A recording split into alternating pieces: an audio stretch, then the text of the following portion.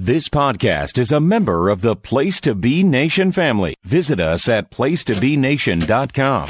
The wrestling world throughout history, here, there, and everywhere. Welcome to Through the Looking Glass. I am your co-host, Scott Criscuolo. WrestleMania modern day is in the rearview mirror. So tonight we're going to rebook the whole... No, we're not. We're going to rebook the main event and make it better. Can you do that? I don't think you can. Not night two. Not night two. Good evening, Thunder from Down Under. Dave Hall. How are you?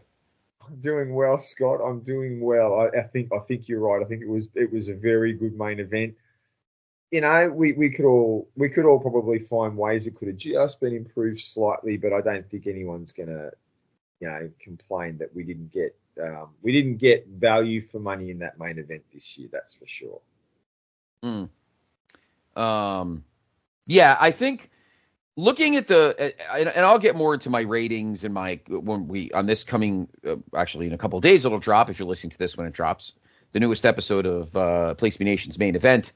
I'll talk about my thinking. The one match, I'm probably in the minority on this because I love the champion in the match. I'm probably one of the few people that thought of the two women's matches, I thought Io and Bayley was better. Oh. And I love Rhea. I kind of like Becky. I feel like I'm kind of waning on her.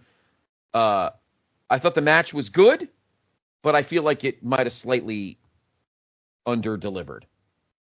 But I feel like Io and Bayley kind of went an extra mile that I wasn't expecting. Other than that, every match on this show pretty much is what I anticipated. I don't know. What did you think? I enjoyed it. I can see where your argument comes from. I initially felt the Bayley Io match started a little slow, but it did build really, really well, and they told a very good story. I think overall, I think they lucked into something. I felt that the Bayley Io backstory wasn't built well enough. I don't think they really built it in the lead up to the event as well as they could have. But I think they got the benefit of a crowd that loved Bayley, and the crowd we went back to the old singing, Bayley, the Bayley song. The Bayley song was being sung by the crowd. They really got into the match, and I think that really helped a lot. That if the crowd sort of helped to elevate, and then I think both workers really built on the back of that energy, and it really built to a good finish. Okay, yeah. I mean, I definitely see that. And again, I love Rhea, and I think, I don't know, maybe I'm just Becky burnout instead of Becky Two Belts. I know she's going to take some time off. There's a lot of people taking time off. I think she's taking time off. Her hubby's taking time off. The Chief is taking time off. Together with kids.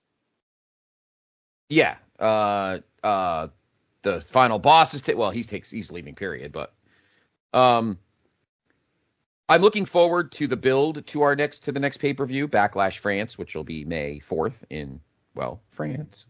I think we're going to see some different things.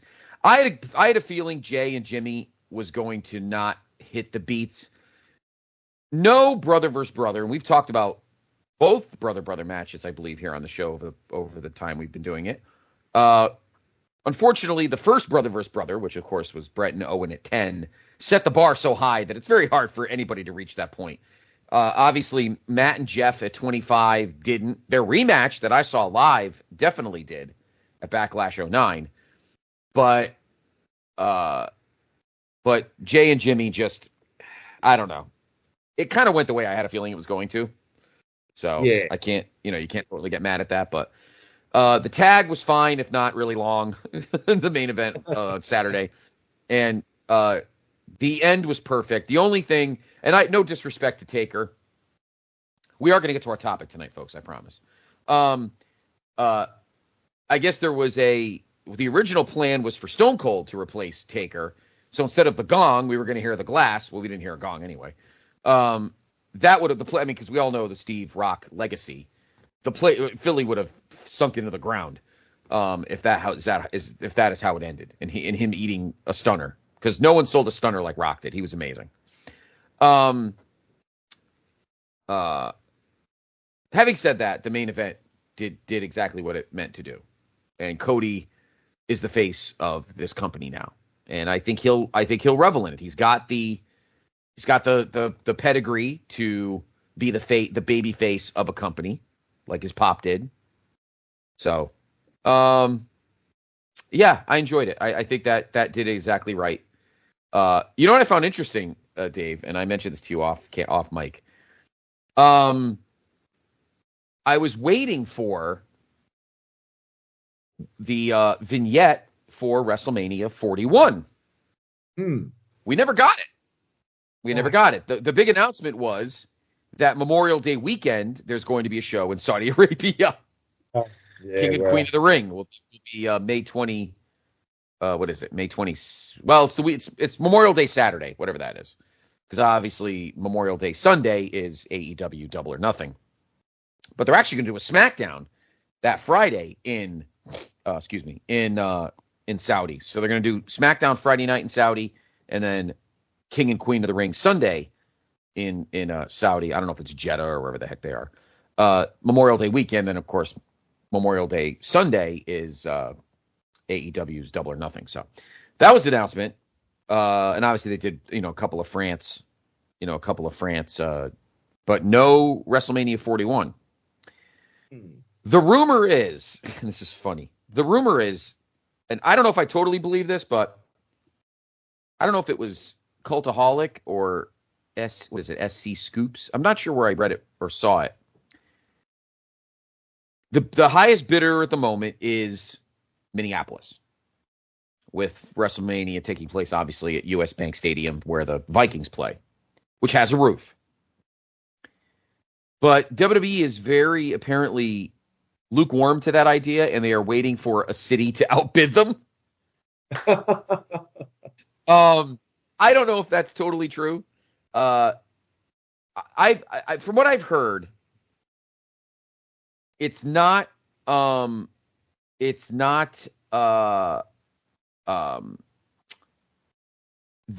Mania itself. Like, it's not the venue or the 2 nights.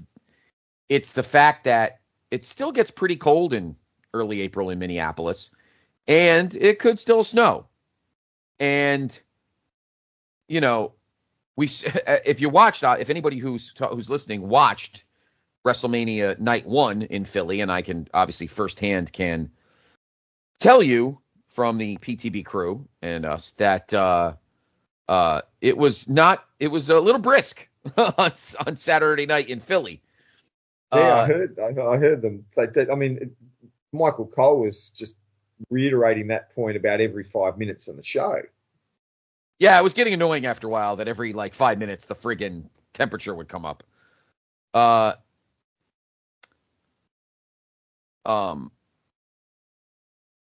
So I'm sure they're wondering, not necessarily the 2 nights of Mania itself. I think it's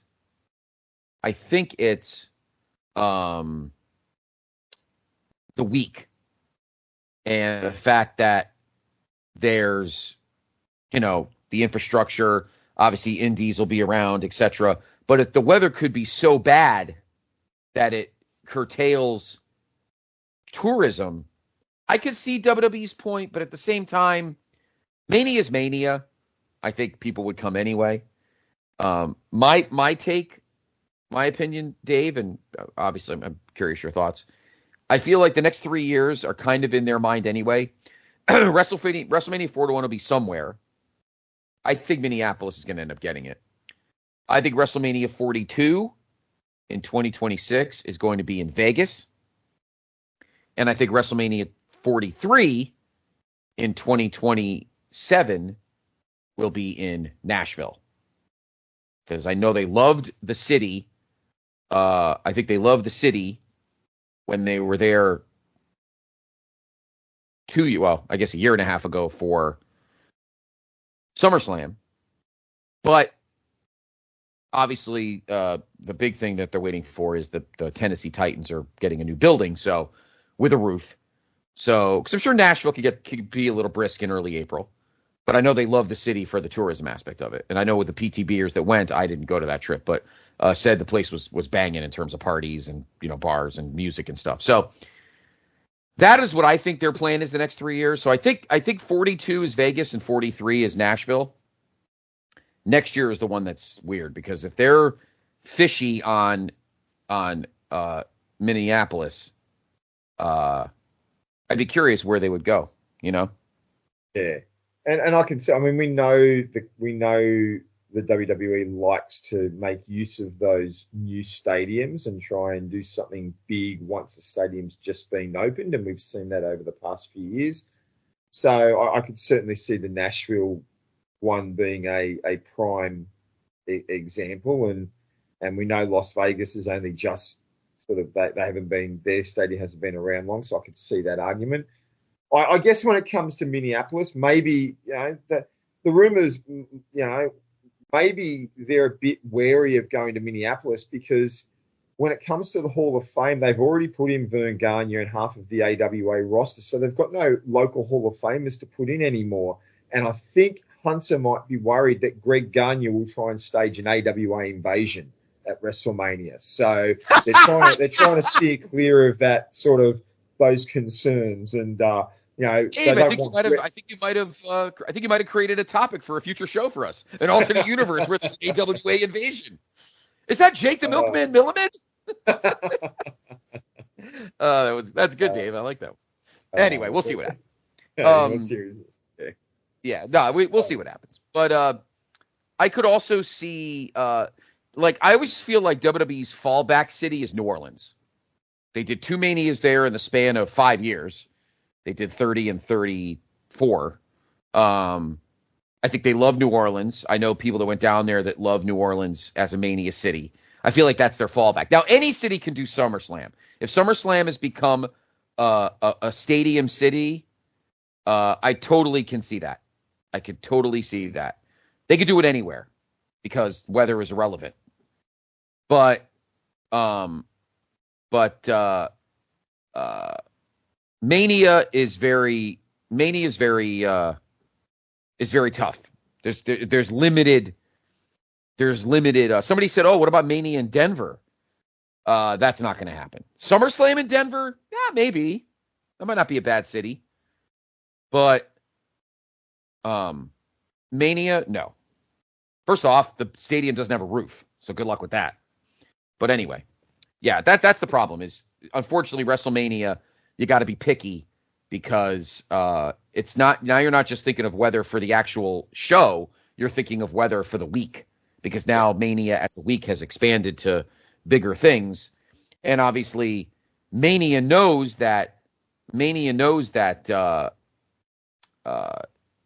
or WWE knows that people come into town to not just watch Mania. They go to WrestleCon, and they go to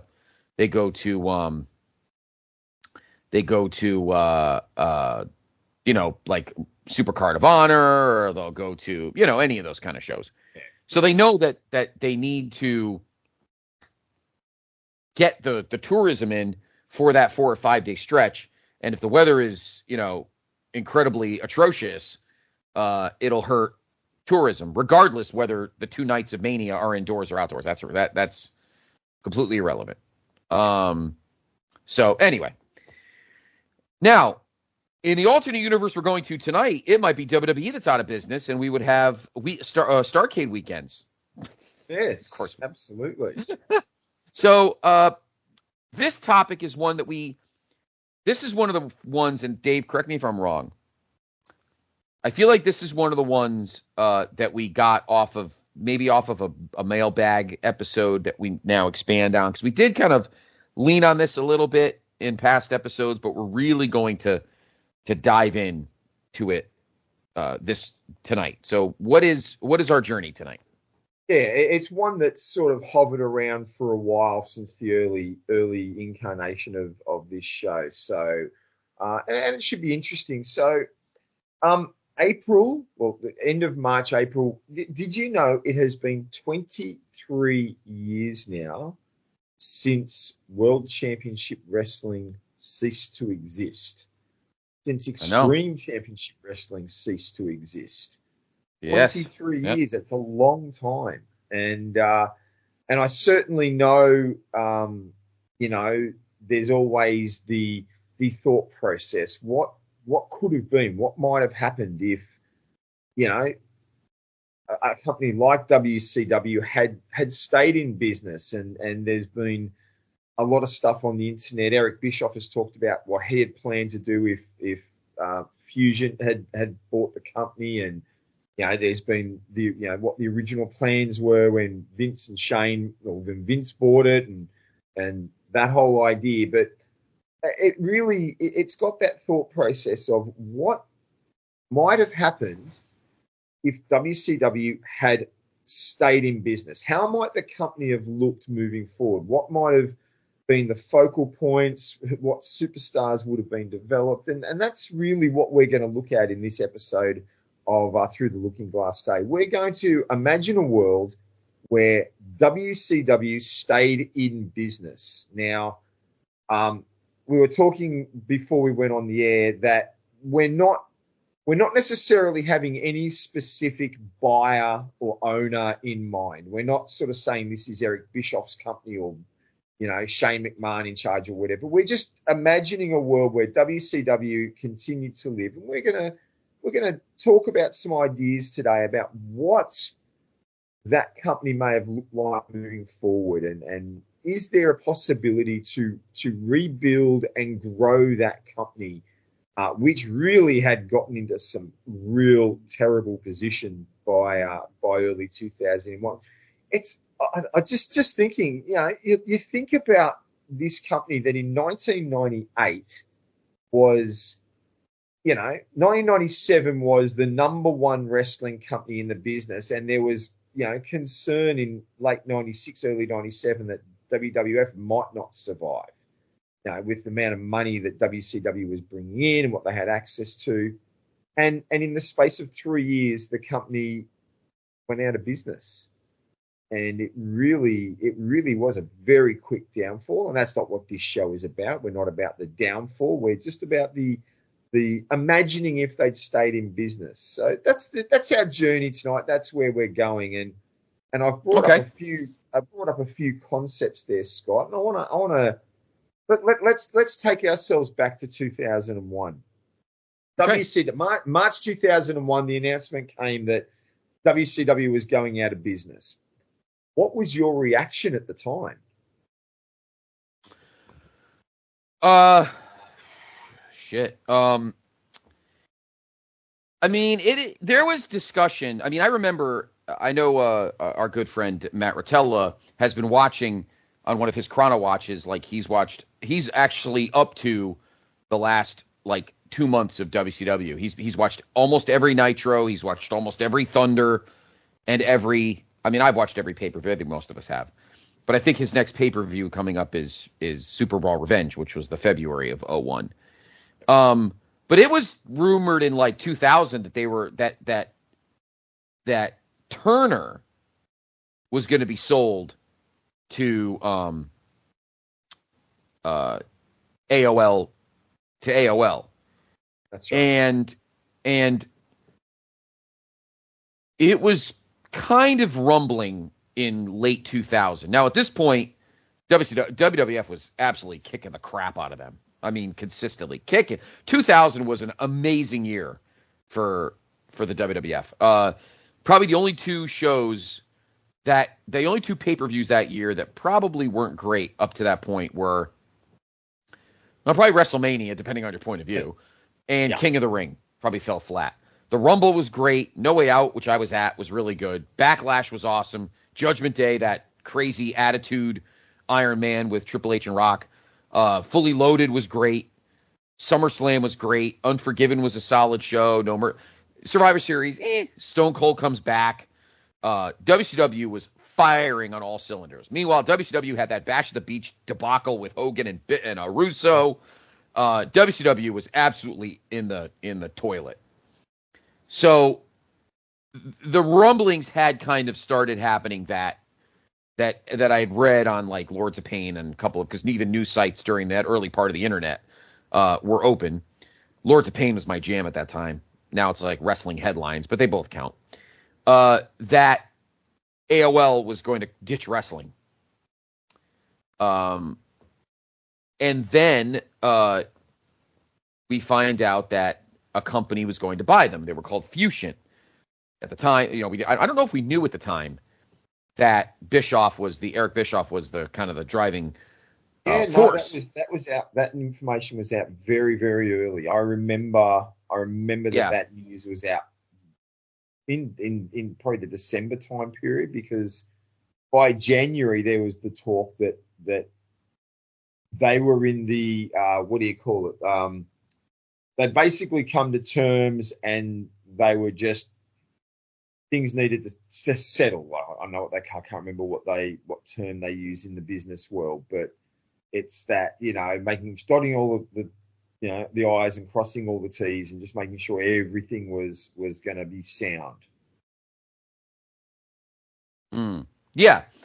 But then when it was announced that AOL Time Warner was not going to they were going to cancel all of the WCW programming. No more Nitro, no more Thunder.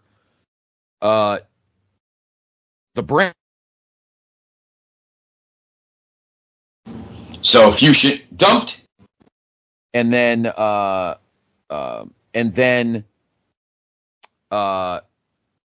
we get to, I think it was the Friday before.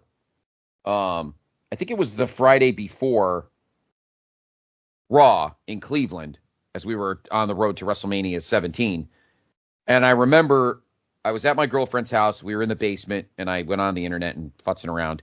And I went on WWF.com just for the heck of it.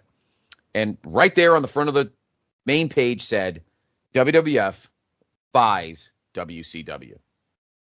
And I almost fainted. I never thought in a million years that was going to happen. Never thought in a million years that was going to happen. And I'm thinking, what the hell? I don't know. Then we had that crazy Raw Nitro thing. I don't know. And then we go into WrestleMania, and we go into the Invasion, and blah, blah, blah. But to your answer, I was not surprised. I mean, we had known for about a year and a half the mismanagement going on in WCW, both creatively and fiscally. But I thought somebody was going to save it somehow.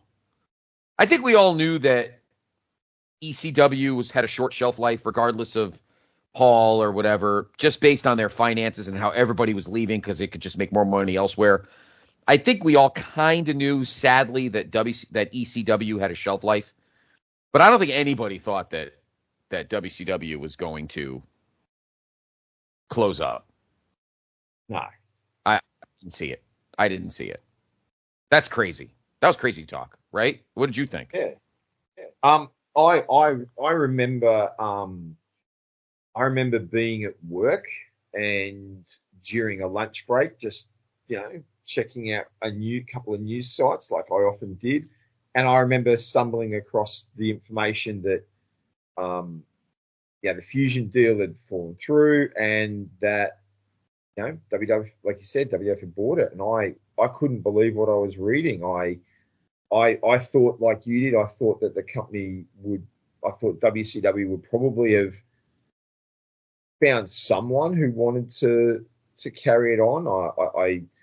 I guess I was still, in 2001, I'm in my, my early to mid 20s. Being so far removed from the US, and like you said, the earlier days of the internet news sites, didn't have a full grasp of all the business goings on at the time. But I always felt, while you just had this feeling WCW had been around. You always felt they were around a lot longer than they actually were, and I guess that's because there's the belief or the acceptance that WCW was just an extension of Jim Crockett Promotions. So you had this company that had a history that dated longer, even though WCW as an entity didn't come into being until 88, 89. But you always felt, because it had that long history, like WWF had a long history, that it would just continue to exist. I guess I looked at it like a sporting competition, the NFL, the NBA, it might fall on rough times, but surely they will find a way to keep it going. Now you've got the teams, you've got the people involved that are going to make it work. And that's what I just assumed, that WCW, they would find a way and they would make it work. And when I read that WWF had bought them out, I really was in absolute shock. I remember reading the initial information that they were planning to run it as a separate promotion. But I think I always knew deep down inside that probably wouldn't be the case, because of Vince's history of wanting to be the top dog. And while we've seen in recent years that WWF can, they developed the NXT program and it sort of is presented as its own company, it's still not, and it's the breeding ground, and you move from NXT to the main roster. I don't think anyone, I never really thought that Vince running WCW as a separate entity would ever be the real case. I think that once I heard that, I knew they were dead and buried. And it was a big shock, and I think it was more there are talented guys on that roster. What is going to happen to them? Are their careers over? That was certainly what went through my mind. Yeah, it's a shame, because for that couple of years, from 96 till, I think the prime lump of WCW was obviously May of 96 when we first saw Scott Hall. I'll even say I'm going to give them the benefit of the doubt on Starrcade 97, because they did kind of survive that for a little bit. Goldberg helped that. But I'm going to say by early fall of 98, I think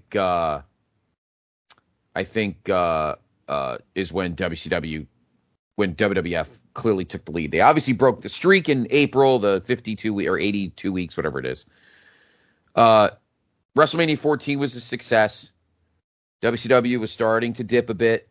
We were getting NWO on a wash, rinse, repeat.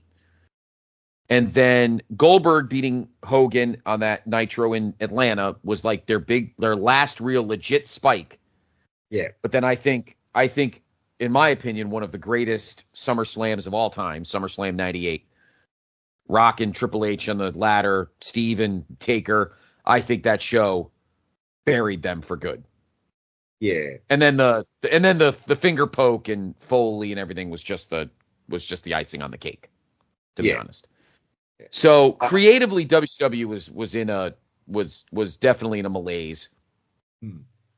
Russo did not help matters, and I feel like throughout 99 into 2000, they were just kind of spinning their wheels, trying to find something. There was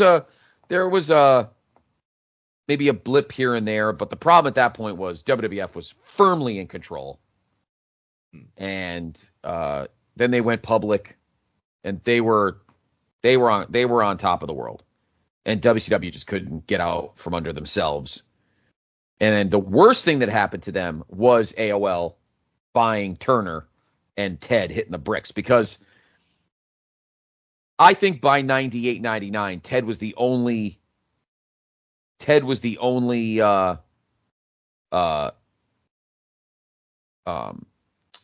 guy keeping WCW functioning.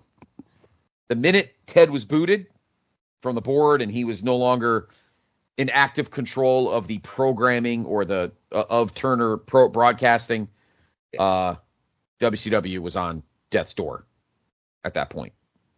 Absolutely. And those AOL guys are like, I don't have time for this. We don't have time for this nonsense. We could see that was making no money, and that's all Bischoff's fault because he didn't give a crap about pay-per-view revenues or anything. He just wanted to beat WWF in the ratings and put them out of business. And AOL's like, that's the stupidest thing I've ever heard in my life. You've made no money here. The ATM is closed. Good night. See you later. Bye. And it's interesting that you say that because I think you touched on before the ultimate example of that mindset is the Goldberg beating Hogan on Nitro. Because can you imagine if they had built that for some major pay-per-view event, the money they could have generated? Because of how big Goldberg had gotten at that time, they could have generated a massive buy, and maybe the battle would have gone on a bit longer, but that was not Bischoff's mindset. You highlighted that, and the impact was everything fell apart, which brings us to where we're at with our topic tonight. It brings us to this idea: what if WCW was able to survive? And we'll have a couple of assumptions underlying this. We're going to assume, look, Turner, AOL may have bought them out. A new buyer is going to come on board, and we're going to have to assume that the new buyer is able to negotiate a TV deal somewhere, because we know WCW is not going to be able to survive long term without a TV deal. Now, that's not the purpose of this episode of Through the Looking Glass. We're not going to look into it. We're just going to assume that a TV deal was made so that in April 2001, with a new owner at the helm, they've managed to negotiate something on some network or some cable channel that will allow the company to continue to the programming to be seen that allows you to build the pay-per-views and continue the company running. So, again, another assumption that we're going to just underline with this episode. But we've talked about where things were going, and we've talked about guys that were there. We've mentioned a few people who were there or whatever. So let's move ourselves into sort of April 2001, and we look at WCW, and they've been bought by a new owner. There's going to be a television deal. They're going to try and continue putting on programming. What guys would you look at keeping? Who needs to stay on the roster? Because we know they've got a big roster. We know that they've got guys that WWE ended up bringing in. We're not guys that didn't come in that maybe could have. Guys that have had long careers and guys that disappeared from the face of the planet for various reasons. Who would you keep? WCW had some talent. Who would you keep if you were building a roster? Okay. What I'm going to do here, to give me an idea, is I'm looking right now at the card for the last pay-per-view that happened before this point. So I'm right now looking at WCW Greed, which took place on March 18th of 2001. It was a week before the last Thunder and last Nitro. It was 10 matches. That's a pretty big card. Jason Jett defeated Kwee by pinfall. Would I keep the both of them? I don't know. Jason Jett I didn't mind. I think Kwee I would probably change the gimmick. I think that was kind of silly. Elix Skipper and Kid Romeo defeated the Filthy Animals for the inaugural Cruiserweight Tag Team titles, which I would have gotten rid of because that was a waste. I would have definitely kept Ray. That's no doubt about that. I would have kept Kidman. I would have kept Elix Skipper. I would have kept all four of them. Sean Stasiak defeated Bam Bam Bigelow by pinfall. Sean Stasiak? I don't know. He never really did much for me. Bigelow, I would have definitely kept. I think Bigelow would have been a good hand, in the mid card. Maybe give him a title here and there to kind of. Would he be a main eventer? Maybe from time to time. But he's a guy that I like for kind of veteran stability kind of thing. Team Canada, Lance Storm and Mike Awesome defeat Hugh Morris and Conan by pinfall. I would have definitely kept Lance Storm. Yep. Mike Awesome, I'll get back to you on him. Hugh Morris, maybe. I like Hugh Morris, solid mid-card guy. Conan, he's one that I would have given the boot to. I never. Yeah, probably. Never. Yeah, I'm not a fan. Yeah, I don't know if I really loved him either.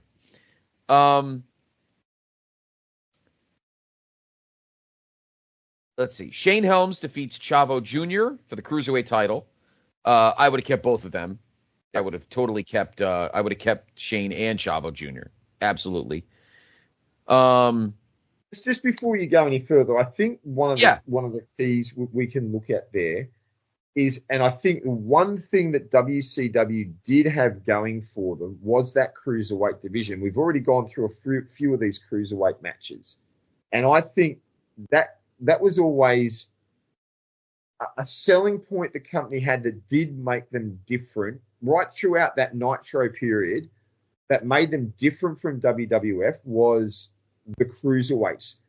They had always had the better cruiserweight division, and even when WWF had their light heavyweight division, it never really got a great deal of attention. Basically, once they took the belt off Taka Michinoku, it was like, that's it. It was still around. They had the occasional match, and it lasted a couple of years. But I think that a lot of these cruiserweights that are on the roster, I think I agree with you. We want to keep them around because that cruiserweight division created something different for WCW, and they need that to distinguish themselves. Yeah, totally. So I think most of the cruisers at that time in the company were definitely guys that you would want in your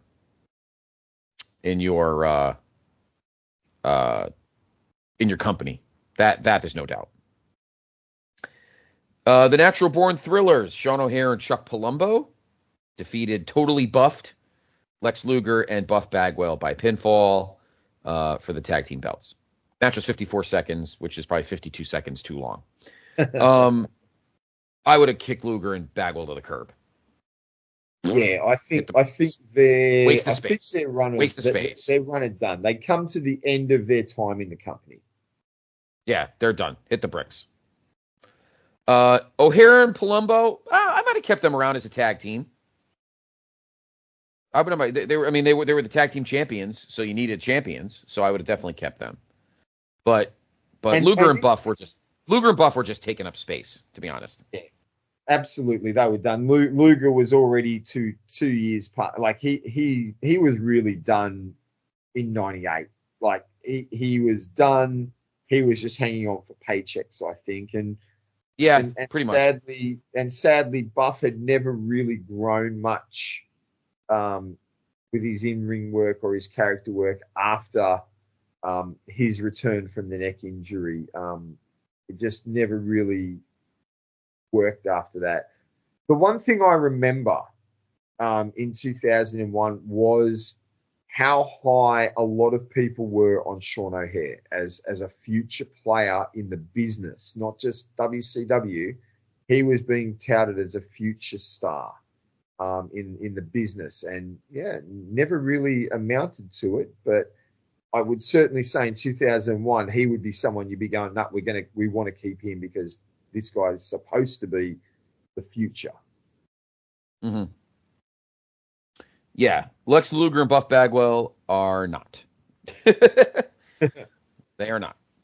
Ernest Miller defeated Canyon by pinfall. I think we all liked Canyon, and it was sad to see what happened to him down the line. I might have kept him around. Ernest Miller, I probably would have kept around. He was a great character. He was a guy that was funny. He was pretty good in the ring. I think he was a guy I would have kept. I think I would have probably kept Canyon too. He was a guy that would have been a solid mid-card guy. One thing I would have also done is I would have brought back the television title because they retired it they got rid of it in April of 2000. I think I would have brought the TV title back. I don't know what your thoughts on that is. I always liked the TV title. I thought it was a So great do I. title. Yeah, no, I think the TV title needs to come back. Booker T defeated. Here's a big one. Booker T defeated Rick Steiner by pinfall. So Booker became the U.S. champion. I think there's no doubt in my mind. I think I would have totally kept Booker. That's without saying. I mean, you'd be a moron to let him go. Rick Steiner.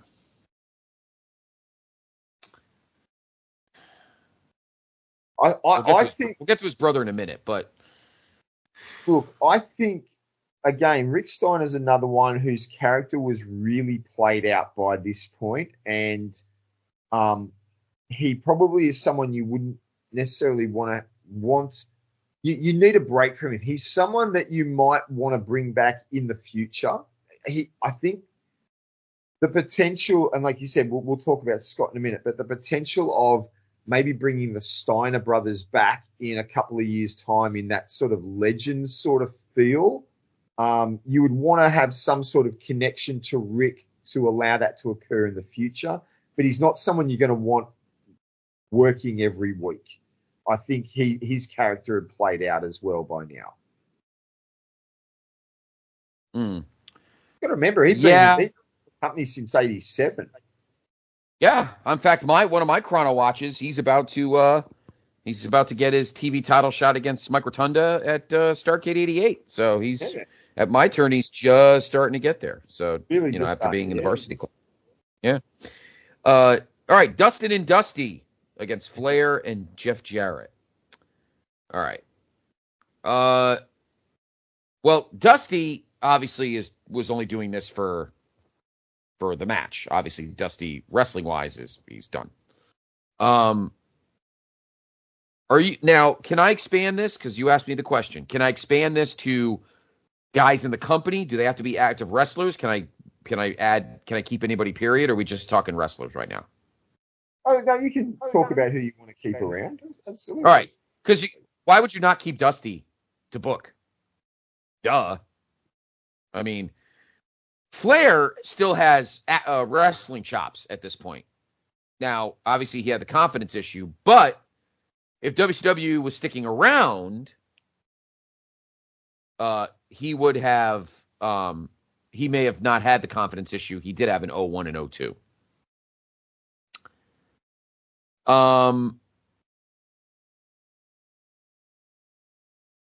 But Dusty obviously was not wrestling. But I would have definitely kept both of them. Dustin, definitely. Definitely. Jeff Jarrett. Need a good heel main eventer, which he pretty much at this point kind of was. Would you keep him? I think you've just nailed it there. You need some guys that are credible enough to be in the upper card, but you may not necessarily want to drive or build the company around. And I think Jarrett can play that role for a little while you build up other guys. He's someone that you might put on a contract for a little while, but in the back of your mind sort of be like, this will probably be the last 12 months we see him before we let him go. We just need to build some other guys up, because a lot of the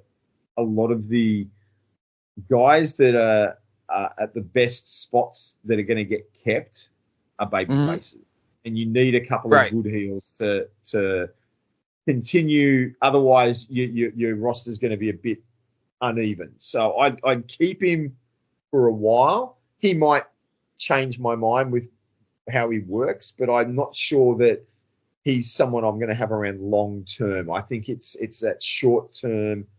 Need him to put over a couple of guys while we build some new stars. Mm-hmm. Yeah.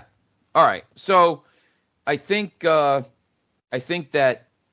Jeff Jarrett's a guy that can stick around. Whether he had to can kind of rebuild him and or keep him in that sense of heat. Flair, obviously. Although Flair is interesting because obviously he's obviously continues to wrestle for quite a number of years. When he gets to WWF, 6 more years, I would assume, if you figure it out. In WCW, I think a lot of it depends on who's on the creative team.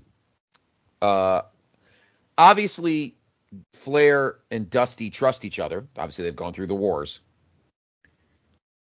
I think they could work together. I think Flair and Dusty, I know they had their issues in the 80s, but they both grown up and, they figured stuff out.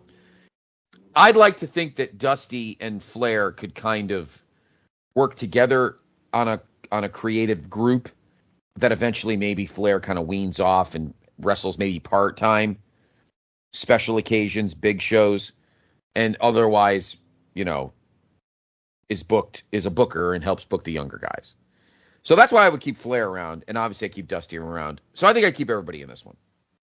And then the last 2 guys I would totally keep. The main event, the final pay-per-view match in the history of the WCW, Scott Steiner successfully defends the WCW World title against Diamond Dallas Page by technical submission in a Falls Count Anywhere match. I would obviously keep both guys today. I'd keep both guys. Scott Steiner, great heel. He would definitely have to be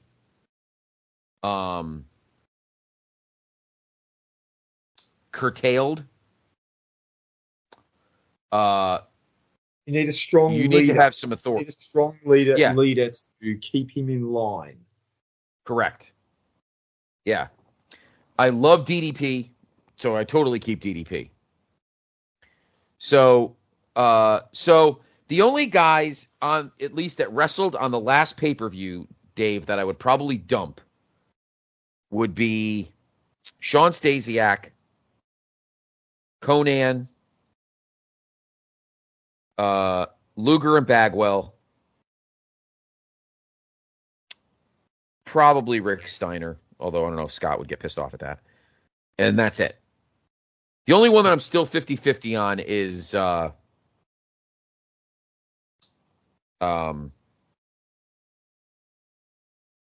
Mike Awesome. Yeah. What do you think of him? Mike Awesome never really I was never overly impressed with Mike Awesome. I think his success in ECW came because he was a bigger guy compared to the rest of the ECW roster. If there's one thing we know about late ECW is there's a lot of guys that physically, stature-wise, were quite small, and Mike Awesome was bigger, muscular. He had that look of the more superstar style level, but once you surround him in another company with other guys of a similar size, I think his work was not really that crash hot. Now, having said that, I absolutely love the Mike Awesome versus Masato Tanaka match on One Night Stand. I think that is a sensational match, and it shows that Awesome can work. But I don't think he ever did it consistently in either WCW or WWE. So I would have been happy to let him go. I think what we're seeing is there really was in the company there was a lot of talent that you wouldn't get rid of. They had the building blocks that you would want to work with.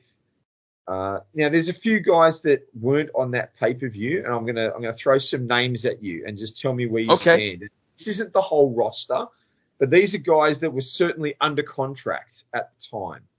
So a couple of names. Now, clearly, these guys. Now, the storyline at the time was that Scott Steiner was beating all these top-level faces in retirement matches and getting rid of them. And I've heard Eric Bischoff on his podcast talk about the fact that the plan was to bring everyone back with the relaunch under Fusion Media. That was part of the storyline. So some guys that are missing that were under contract. Kevin Nash. Would you keep him or would you let him go? I would keep him just as a wrestler. He gets no creative. He gets no creative authority whatsoever. Okay. Scott Hall was still under contract at the time. No. Too dangerous. Yeah, and honestly, he couldn't be trusted. I hate to say that because we did a great episode on Scott Hall last year. In fact, it was a year ago this month, if I remember correctly. I think it was a year ago this month that we did the Scott Hall episode. But at the time, he was a shit show. I got to be honest. I don't know if I could keep him around. Maybe let's do this. I would probably pull a Vince like he did with, say, a William Regal and say, listen, Scotty, I want to keep you around. I love you, man. But you gotta dry out. Yeah. So I'm going to send you to rehab. I'm going to clear your head, get in shape, relax, enjoy yourself, get the shit out of your system. When you're ready, come back. Let's do some stuff. So I think I wouldn't flat out fire him. Dave. I love Scott Hall too much to do that. But he would have to get somewhat of an ultimatum. Yeah. If you don't want to go to rehab, Scotty, there's nothing I could do for you. I can't trust you to get you in a high profile feud and then show up shit faced. Like that was that what they did to you in '99. That storyline was offensive. Similar to like Road Warrior Hawk and all that. Like I just that disgusted me. Yeah. But Scott Hall would need an ultimatum. Scotty, you're gonna have to dry out. Yeah. And then come back and let's talk because you're too valuable a guy to let linger. So, all right, couple more. Disco Inferno. I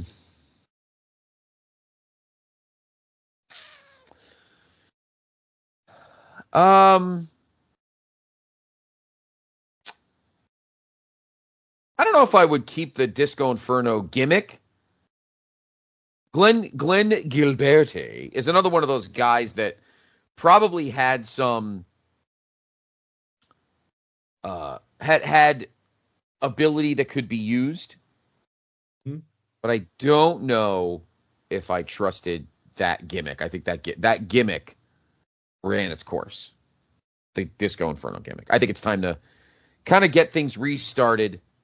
But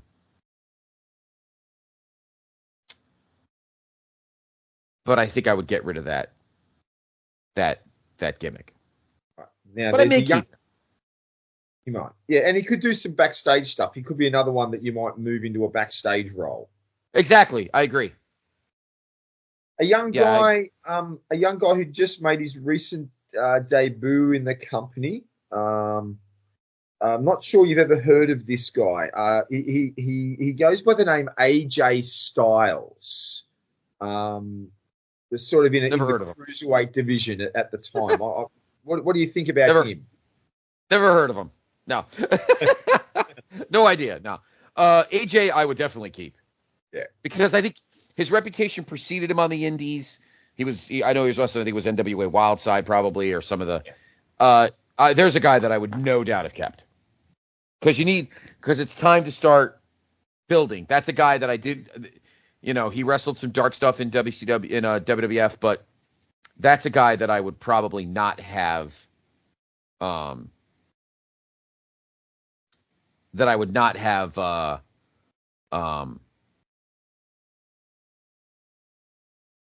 Let go, because he could have gone anywhere. Where he could have gone, I don't know, but we might talk about that a little bit later on. We might talk about that shortly. All right, couple more that look they weren't on the pay-per-view. Let's get serious. Let's finish up this. But look, there's two names that are very clearly. Well, there's a couple of names very clearly not on here: Sting and Goldberg.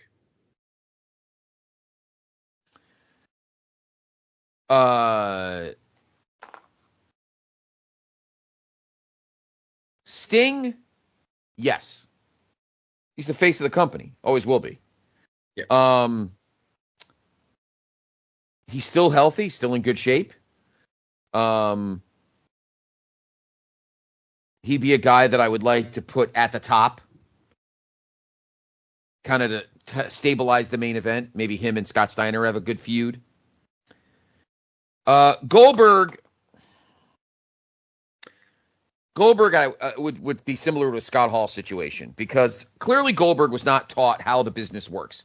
And Bischoff pumped him up to be, Steve Austin with a hairy chest, and thought that his shit didn't stink. And I think Goldberg would have to be sat down and given a primer on how the business of the business works. You don't get to be undefeated forever. You don't get to be WCW champion for 1,316 days like somebody else just was. Sorry. Not how it works. Not during that era. Not during that late 90s, early 2000s Attitude Era. Could you have a guy hold a world title and never lose? So at that point in 2001, if you and I were owning the company, I would have Dusty and the booking committee and those guys sit down with him and go, listen, man, you're like one of the most valuable people in the company, but you need to be told you got to play ball sometimes. You don't get to do what you did to Chris Jericho. I think you've nailed it there. I think he's one of the most viable people in the company. He's still new to the business, only a couple of years in. He's one of the most recognizable faces they've got. Mm-hmm. But you need your leadership to sit down and lay down the law. This is how this company is going to work. This is what we need. This is what we need from you. And if you're willing to play ball with us, we will work with you, and we will. Good chance they might not say this, but there's probably a good chance we'll push you to the moon. But if you don't work with us, if you're going to be difficult, we'll let you go. And I don't think WWE will pick you up. So I think, the big conversation needs to be had with Goldberg, because he's one of the few guys that you can still really benefit if you use him correctly. So the fans still wanted to see him. I remember I went and saw WCW when they toured here in Australia in July, August of 2000, and he got the biggest reaction in the building for the night. It was massive, nearly blew the roof off the place. So, the fans still wanted to see him, but you just want him to play ball. So, yeah. All right. So there's a lot of the guys. And like I said, we're not looking at every week. We don't want to go through 50, 60 guys. We want to touch. So I'm going to ask the question, if 2001 ECW have just gone out of business. So we've sort of looked at, these are the guys that we keep. We've recognized there's a bit of talent on the roster, and we're going to keep a lot of. But we've noted ECW is out of business. There is some indie talent out there, and let's not jump into 20 guys or whatever, but 2 or 3 guys. Who would you want to bring in? Who would you want to bring into the company that weren't on contract in March, April 2001? Okay.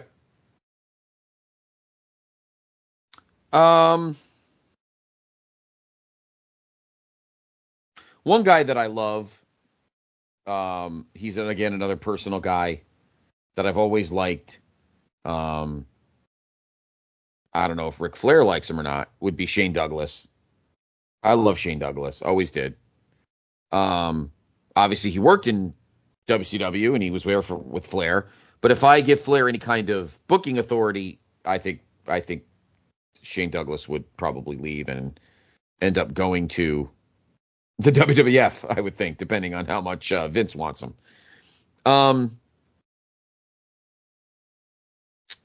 Trying to think of other ECW guys. I think RVD. the guy, yeah, that's who I would be throwing a lot of money at.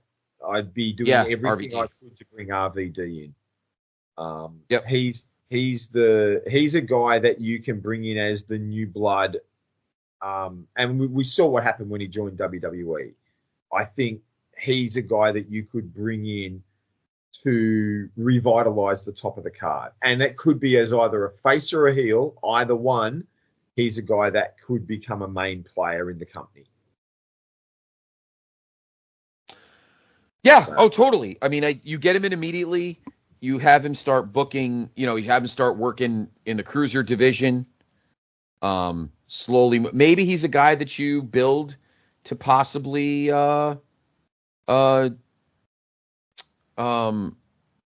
winning the reinstituted world television title like he did in ECW. Have him start working with the Chavos and the Shane Helms and the Lance Storms and those kind of guys, and work that mid card for the TV title, and then slowly work him up. I don't know that I'd start him so slow. I think I'd bring him in fast. I think I'd bring him in strong. I'd be putting him in against guys that at that bottom end of the top of the card. The guys like a Dustin Rhodes and or a Jeff Jarrett. I mean, this is what someone you keep Jeff Jarrett around for. If you have RVD in as a face, that's what the sort of role you want Jarrett to do, is build RVD up to be an immediate impact player. I think would work well with RVD, and I think he would because he's a good wrestling guy. I'd put RVD with kind of out of the gate? Sting. Yeah. Because I trust Sting. I don't know if I trust Scott Steiner. That's my other thing too. We don't want a Triple H Unforgiven 2002. No. And with Scott Steiner, I would be worried about that because Scott Steiner's a whack job who liked being at the top of the card. If you want to push him that fast, Dave, I would probably put him with Sting. But I really think I would want to push him to at least hopping right into the TV or U.S. title picture. But Booker's a face. So, but that's interesting. I agree with you that let's put it this way. I think the fans would probably not want us to put him low. I think we'd have no choice. I think it'd be very Daniel Bryan-ish. Speaking of him, maybe we'll talk about him in a little bit. But he may be a guy, Dave, that we can't afford to put too low to start. You know what I mean? That's why I agree with you. I'm just saying that if we want to give him a title to kind of work his credibility and work him in and let him just put on solid matches before giving him that next step, that's what I would do. You want to push him higher than that? I would not disagree, but I would be very careful who to put him with in a main event situation. I would have to be somebody like Sting or DDP, somebody that I trust.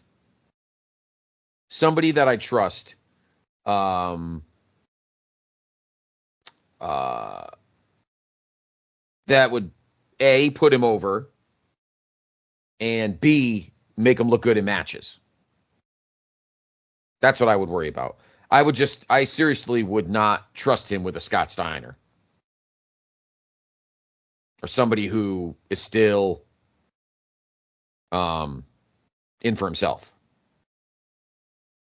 I don't know. What do you think? Am I being a little paranoid about it? I just feel like I agree with you, Dave, that I think the fans would just make us push RVD that heavy.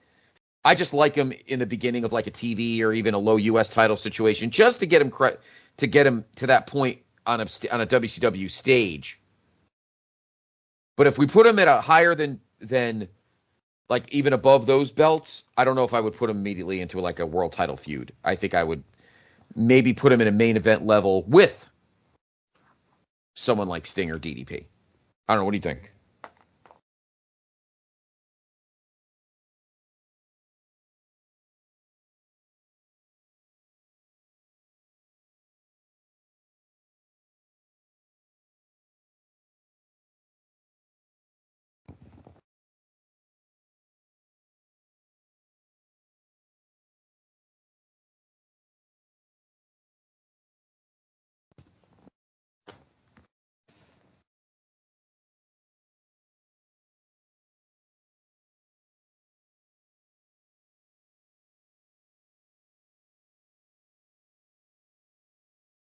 I believe Dave is on mute. Or maybe he's not on mute. I was on mute, and I apologize for that. Scott Steiner does not want to hear you. Scott Steiner is censoring you. What I was saying while I was on mute is, I think I agree. You would look to put him into, maybe put the TV title on him as a starting point. Maybe he wins a tournament for the returning TV title, but very quickly, I think the fans would force you to move him up the card quickly. I don't think he'd stay at. You start him in that mid-level, but I think we would know he'd get pushed up very quickly, and he'd be very quickly moved into higher profile positions, and probably elevate the TV title in the process. I mean, he did that with the ECW TV title, so. I think that's one gin to go. Here's another guy to think about signing, and he is definitely a free agent in April 2001. What about Eddie Guerrero? He's come out of rehab. Man. He got released in 2000. Well, no, actually, sorry, that's not true. He's still in WWE in 2001. He goes to rehab. It's not till later in the year that he's available. But would you look to get him in when he's available? Which should be later in the year, acknowledged. Well, let's put this situation out here, though, Dave, because if WWF paid for his rehab, I can't see him going anywhere. I think if WCW was still cracking,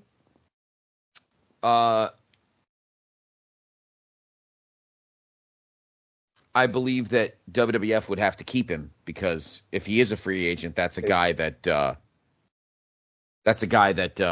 WCW would want. So I would think that WWF would probably protect that investment.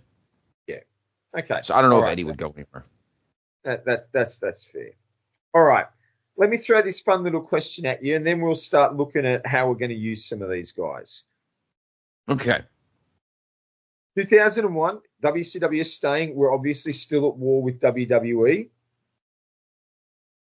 Who would you look to try and entice to cross over, to leave WWE and come and join you, recognizing there's obviously some guys that would never leave? We're not going to get an Austin. We're not going to get a Rock. They're not going to come over. Hunter's not going to come over. As much as I know you'd love to get him, Hunter's not going to come over. They're locked in. But is there one or two guys on the WWE roster in early 2001 that you think, you know what, if we get offered the right amount of money, we might be able to bring them over and use them in a bigger way than what they were being used in WWE?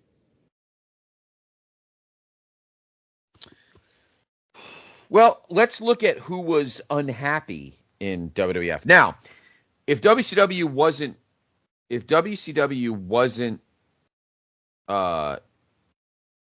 shut down, we don't have an invasion storyline. So WWF would probably still be Austin as a heel at the top. Triple H, we're not sure whether he got hurt or not. So who knows if he's still there. How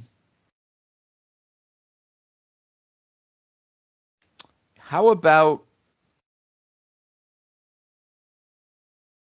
a Christian? Hmm. You know, WWF loved Edge. We would have had to throw a lot of money at Edge, but if we didn't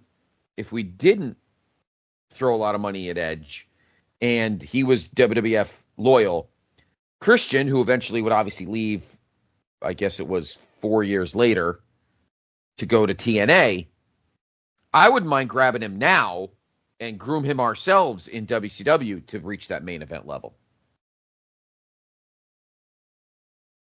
Yeah, I mean, 2001 I is like the that. year that they really started to put the push. WWF put the push behind Edge. I mean, he wins the King of the Ring in 2001, so they really started that drive, and Christian became the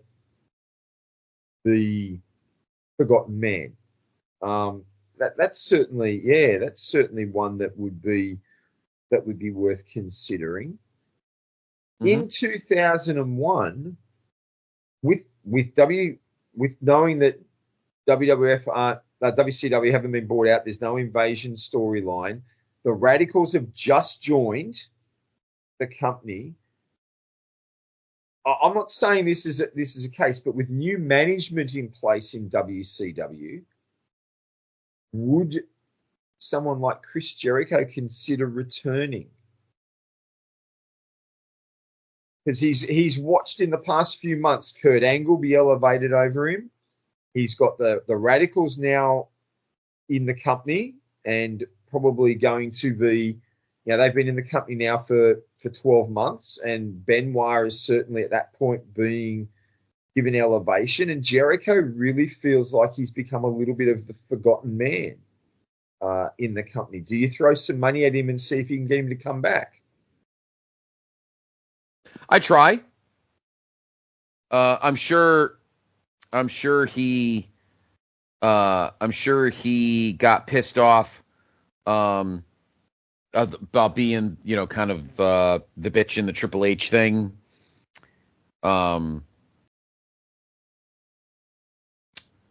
So there's a good chance that Jericho would be willing to talk. And I don't know if WWF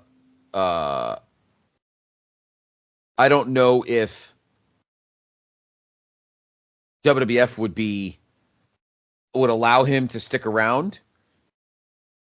I don't know if we would be a pawn in a game of back and forth, for his services. I think he would play. Jericho's not a dumb person. I think Jericho is the kind of guy that would play two sides against the middle. Mm-hmm. So I think for Jericho, it would just be a question of who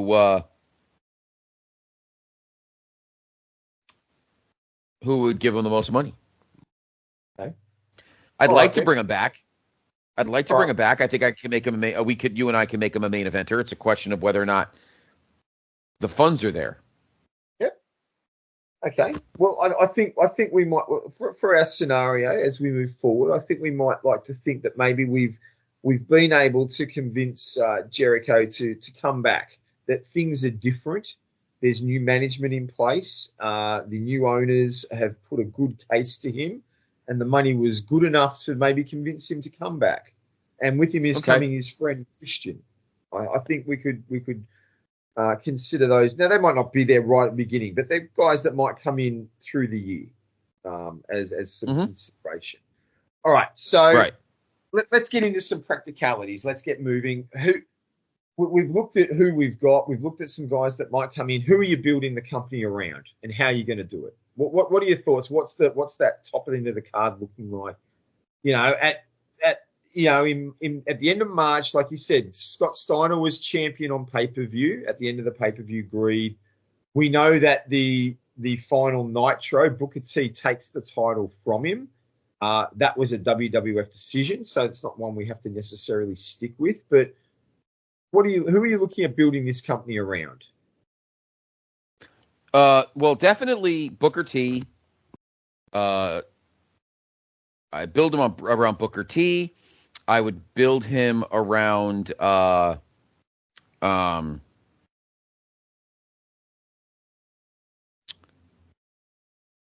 let me think. I'd build him around Booker T, DDP, RVD, all of these letters. RVD, Goldberg, obviously Sting. So I really love. There you go. Oh no, let me say this one point. I know we keep going back to this. I really love Scott Steiner. I for a weird reeling, in this role playing scenario, I don't know if I could trust him. But I love him as a heel at the top of the card. At the moment, honestly, I'd keep him as our world heavyweight champion for a while. Maybe towards, well, that depends. Would we have Slamboree? What would be well, I know you like to do that. We'll do the booking pay-per-view in a minute, but I would definitely keep Scott Steiner world champion for a while. Work him into some other matches.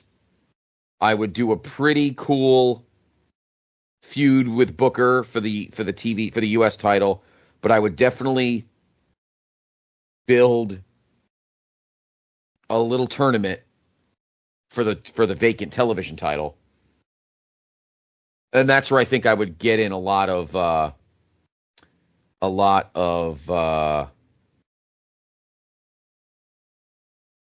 feuds with the new guys, the Christians, the Jerichos, guys like that. I love tournaments. I'm a tournament junkie.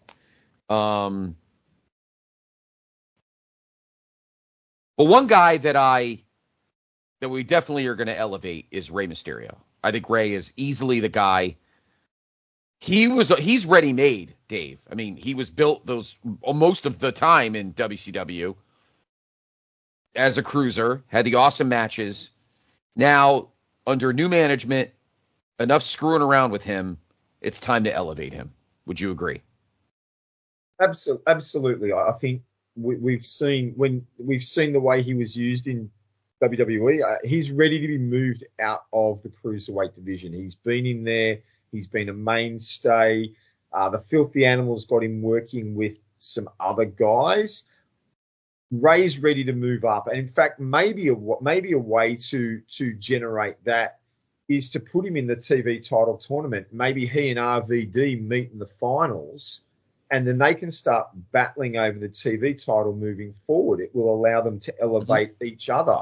So perhaps RVD comes in as a heel and he's wrestling Ray, but you could just picture that the matches they'd put on will get the fans behind RVD anyway. So I think it allows you to elevate both guys up the picture, and then maybe RVD moves on and Ray is sort of becomes the linchpin for the TV title for a little while and starts working with other guys, and he'll get elevated as a result too. So that's I think I agree. He's one that definitely is going to get a big push. Let me share with you a couple of thoughts I've got about how the top of the card would look, because I think, for me, I think one of the big things is the way Sting gets used. I think Sting in 2001 is viewed very similar to the way The Undertaker is by the time 2001 comes on. He's the icon. He's the pinnacle of the company who doesn't need a title. He's a guy that everyone he faces is either a top guy or someone you're trying to elevate into a top guy position. I think that's the role Sting can play. He doesn't even have to be on every event like The Undertaker. He can be used in that veteran sort of role, but he's the pinnacle. He's the guy you gun for. He's the guy that, is who the fans want to see no matter what happens, which is who he was. So I think Right. Sting plays that sort of role with WCW moving forward. Doesn't need the title. Who I think the title needs to be on. Now, you talked about concerns about Scott Steiner being trustworthy, and I share those concerns. And for that reason, you suggest keep the title on him for a little while. I'd probably look at getting the belt. Sorry, yeah? No, I agree. No, sorry, go ahead. I'm sorry. Go ahead. I was going to say, I look at getting the belt off him sooner, and I'd probably look at getting the belt on Booker T as quickly as I could. I'd probably get the US title off Booker T in some sort of screw job. Maybe Scott Steiner costs it to him, and I'd look at getting the belt, the main belt, onto Booker and keep it on him for pretty well the rest of the year. Because the world title had bounced around so much to become very meaningless, sort of across 99 and 2000, to the point that it didn't mean a lot. And I only have to use these two words to show how badly used the world title was. I just have to say David Arquette. So I think I would allow Booker to elevate that world title, to really bring some meaning to it. A lot of title defenses against a lot of different guys, almost very reminiscent of how Bret Hart's first WWE title run went in 92, 93, where he just faced lots of different guys and really made it a working man's title. That's what I would do with Booker. And then Goldberg becomes the guy that you're building towards. Maybe Goldberg Steiner, getting back into a feud between those two. He returns in a blaze of glory, and provided he's working with our leadership the way we spoke about earlier, Goldberg becomes that player that you can build towards a big match between Goldberg and Booker down the track. Maybe that becomes a journey that you head towards, to see, can Goldberg regain his world title.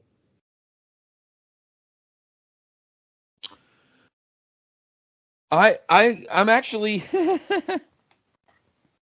I'm surprised, Dave, because usually I'm the one who's less patient with slugs and degenerate and poor wrestlers than you are.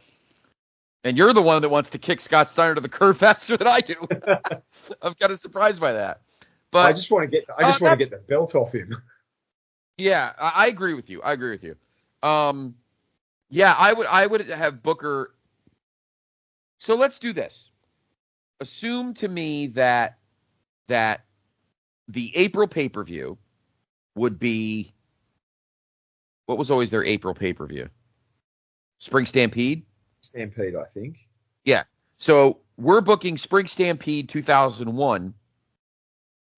You would immediately do Booker and Steiner for the title. I would, and I would have Goldberg come in and spear Scott Steiner to cost him the title, and Booker wins it. Okay.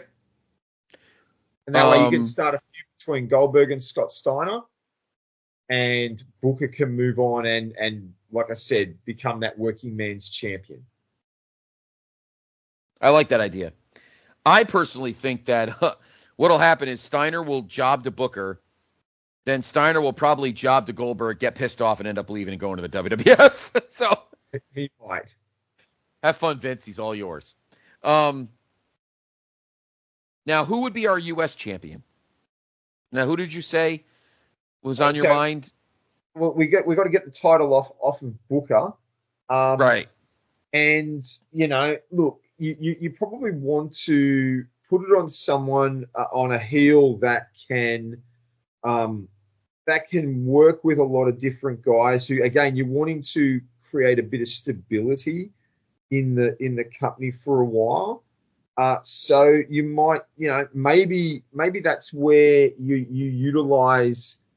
I'm just trying to think. Some of the guys we talked about earlier, and I'm just going to have a look back at you might look at getting the belt back onto Lance Storm. He had been the US champion before, and that well, maybe Bam Bam Bigelow could be. Oh, okay. The title line. We talked about keeping him. he certainly has the stature to maybe run with the belt for a short period of time while you look at elevating some other guys. I like that idea. And I'd be doing that on a Nitro. I'd be getting it off him on Nitro very quickly. So off Booker, that is. So this would be a Nitro thing, and then you can run a US title match at the pay-per-view between your new champion and maybe, someone who's a bit of fun that doesn't necessarily need to win. Maybe like an Ernest Miller or someone of that sort of that stature that could just have a title match, but it's not going to be a changeover at the pay-per-view.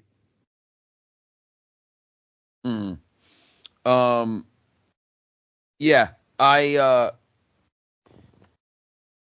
want to make the U.S. title because you know me, Dave. I'm a big fan of booking. I love mid-card titles, love the IC title, and I've always been a fan of the United States title. I have that belt sitting right here. That specific belt, the WCW, the one from the 90s, 2000s. I would book the hell out of that belt. So I want to make that belt just as, instead of being because I felt like after a while, I felt like all the belts in WCW were just trinkets for the NWO to, hang off their belt buckle. I really want to, for me, Dave, as we're doing this, I really want to make the championships back to when you watch Crockett in the 80s, and I watch it now, and when we used to have an amazing show, Crock and Roll, Sean and Dr. G and shit, all those guys. The NWA World's Heavyweight Championship meant something. The United States Championship meant something. The television title meant something. Those belts all meant something at different levels of card. WCW, the belts were just trinkets for Hogan and Steiner and Nash and guys to spray paint wieners on or whatever. It got disgraceful after a while. It means it. So the big focus for me is to really promote the fact, and you said it yourself just now, and I agree with you 100%. A guy like Booker T will make the WCW world title feel like a world championship again, and have it for guys that want to get after it. You know what I mean? Yep. And I feel the same way about the U.S. title. I really want a crop of young, hungry studs to go out there and fight for that belt. Having said that, I would have Sting win it. No, I'm just kidding. Well, actually, I mean, that's not a bad thing. If we needed somebody just to stabilize the title while we kind of work out the future challengers, etc., Sting is a guy that I wouldn't mind giving it to. Sting's not one thing I love about Sting, and we'll love Sting forever, and we know he's obviously retired, but Sting, Steve Borden, Sting is one of those guys you could trust to do the right thing every time. Yes. So if you said to Sting, I want you to win the TV title, I want you to win the U.S. title tournament, I want you to be U.S. champion for this amount of time, while you're defending it, come back to us, think of guys you would like to drop it to that we think we could build. And I think Sting's the kind of guy that will go, listen, I love Christian, or it's really time for Chris Jericho to be that number 3 or 4 guy in the company. I'll put him over, or I'll put this guy over. Sting is the kind of guy that I think you and I, as official executives of WCW, could go, yeah, I agree with him. That's a guy that I would most definitely trust to tell me, put this guy over. So maybe if we put the belt on Bigelow on like the first Nitro to get it off Booker, and then at the pay-per-view you have Bigelow and Sting face each other for the US title. Correct. And then Bigelow, and then Dave, Bigelow could be a future opponent for Booker. Yes. You could elevate Bigelow to the main event. And I think Bigelow, you could have that be a multi-pay-per-view feud. Maybe they wrestle to a double something and then have, a cage or a falls count anywhere, whatever. as we get to the summertime Great American Bash.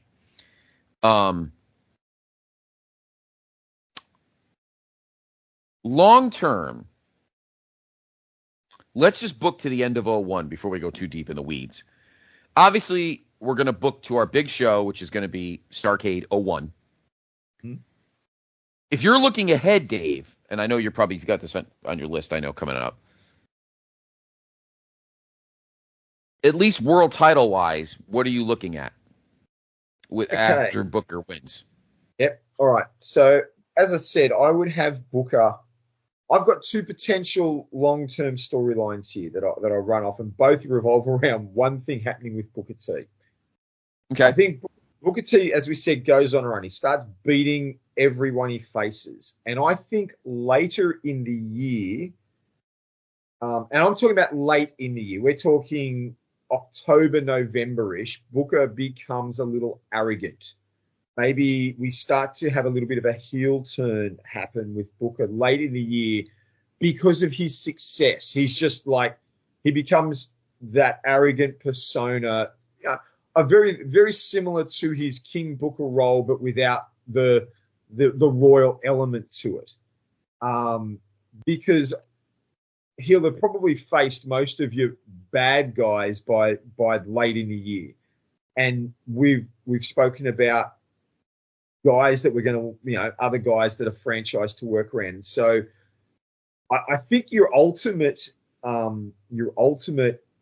Starrcade main event may actually be Booker T versus Goldberg. And to do that properly, you probably want to turn Booker heel. And so he starts to become arrogant later in the year, talks himself up. The fans start to see the arrogance. They see the heel turn. They want to see Goldberg get his shot. And so Starrcade, you build towards that as the pinnacle. Goldberg versus Booker for the world title. I think that's a direction you go. That's one direction.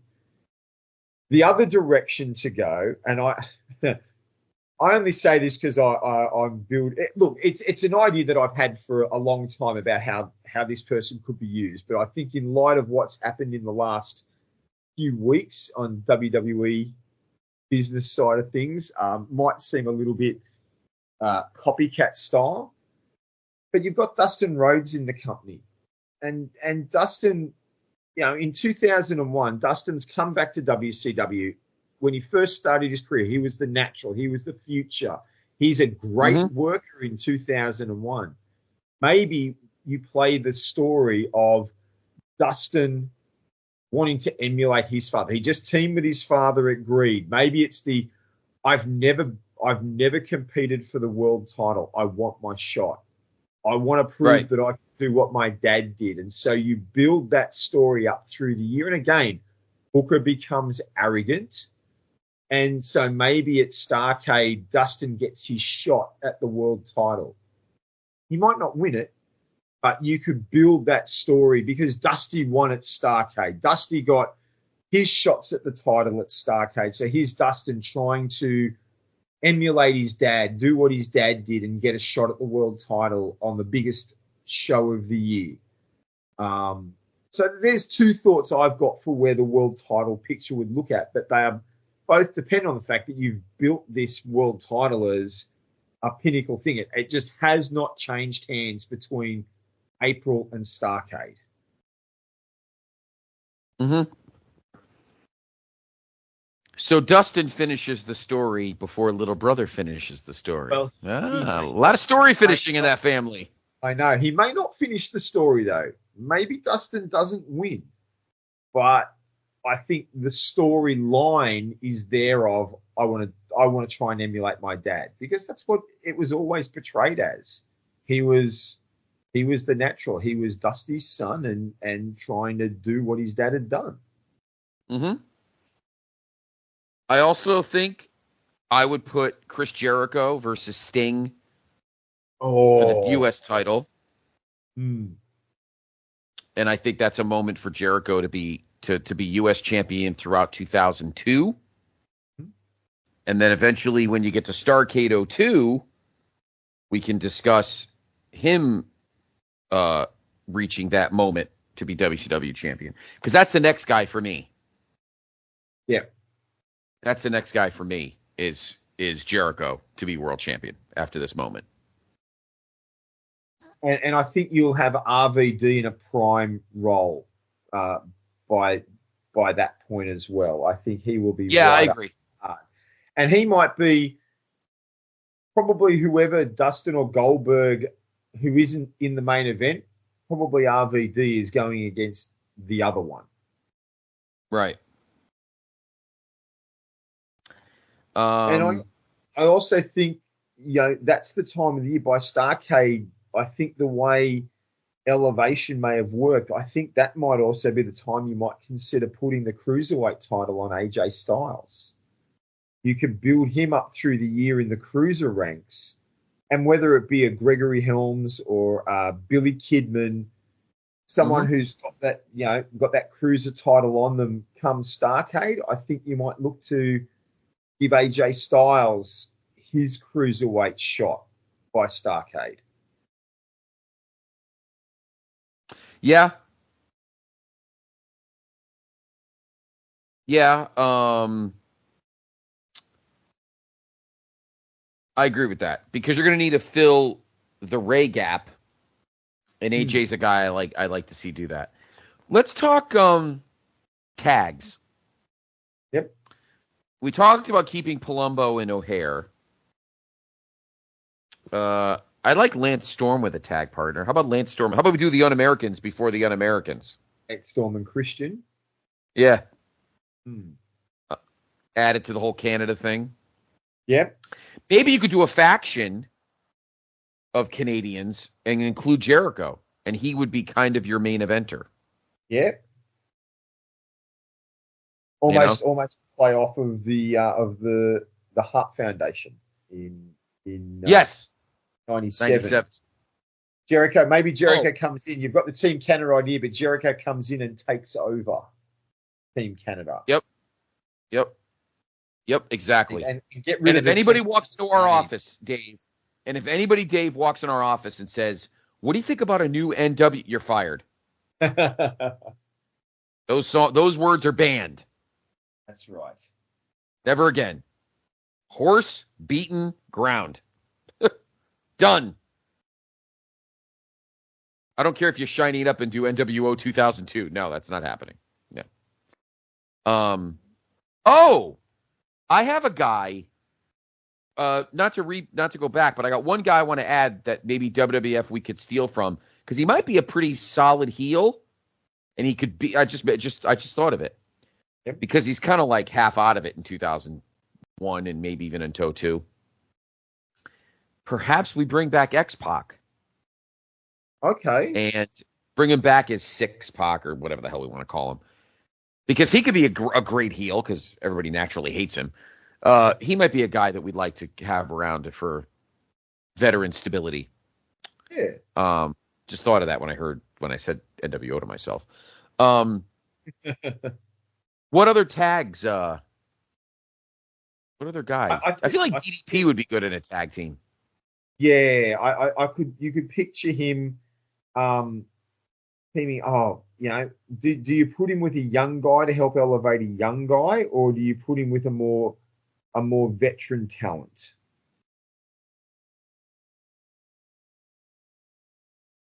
I kind of like the young guy angle. Yeah, I kind of like the young guy angle with that. So yeah, DD. I mean, who would you bring in? Who could you utilize in that role? That's a really good question. Yeah, let me think. Do you look at just as a bit of? I'm just thinking as a bit of fun. What if earlier in the year Gregory Helms suffers maybe in the how's this for a bit of a storyline? Okay, and just bear with me. I've got to paint a picture.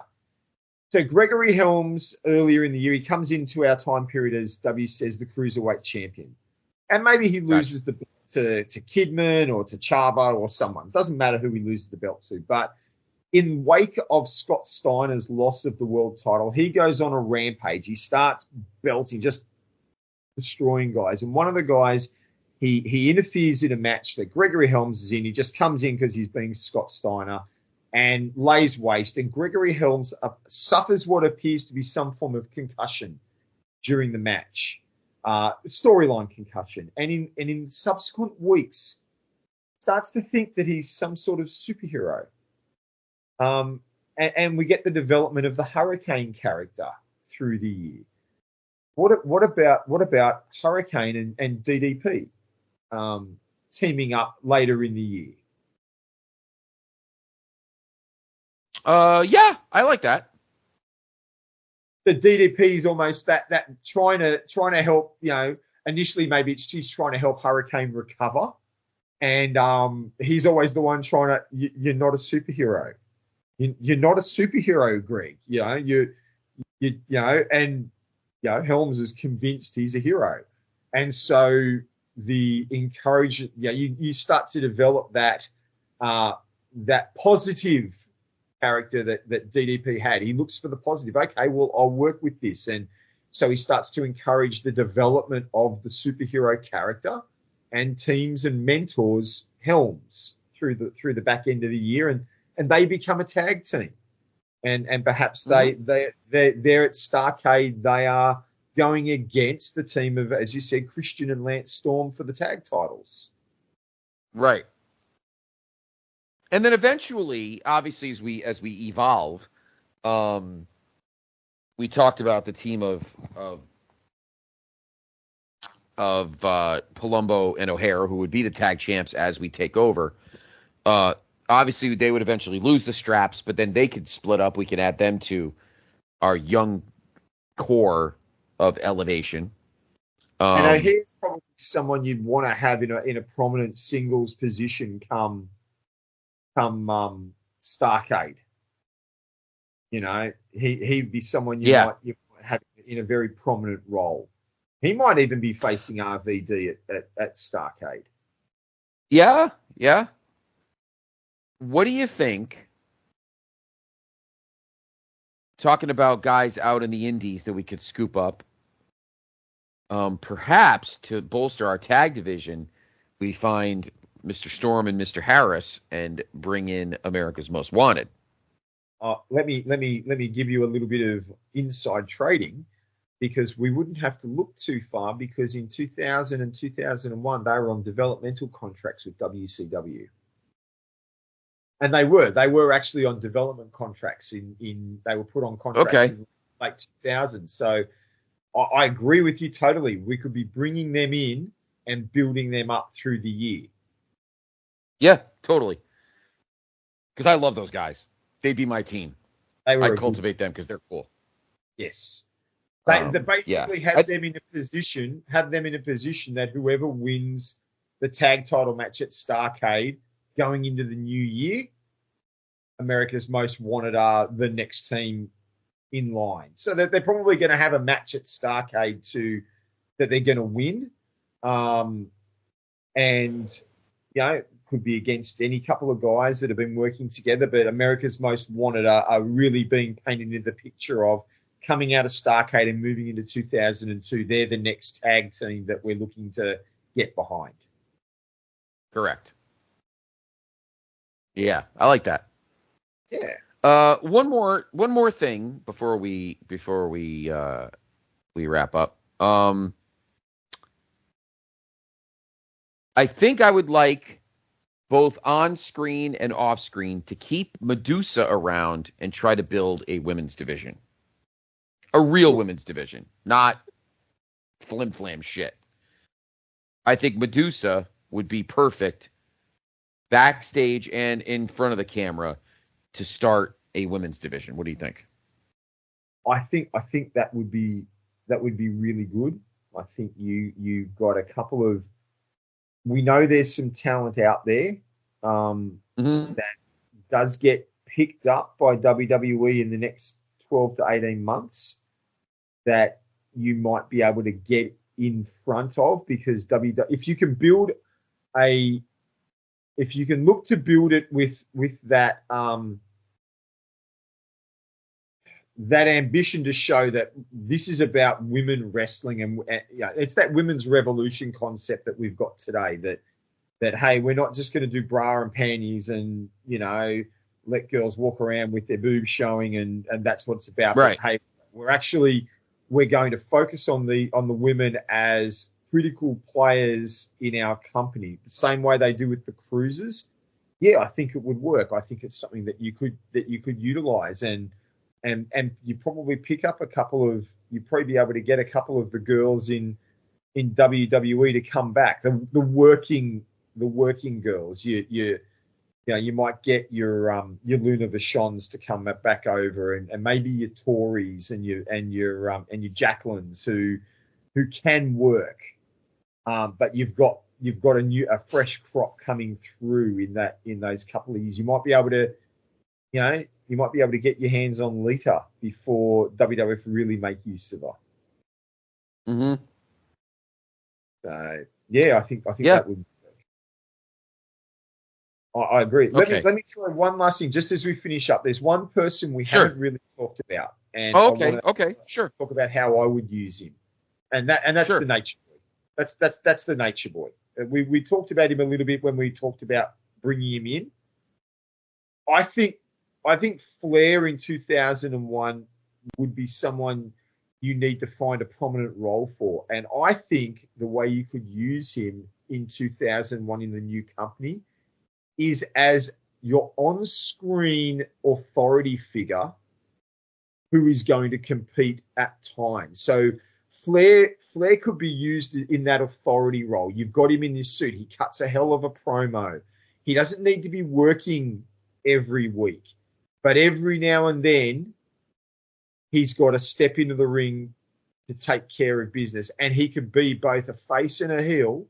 So he could do it on either side of the equation, and it would work. And that allows you to keep him functioning. It allows you to keep him in a very prominent role on a weekly basis.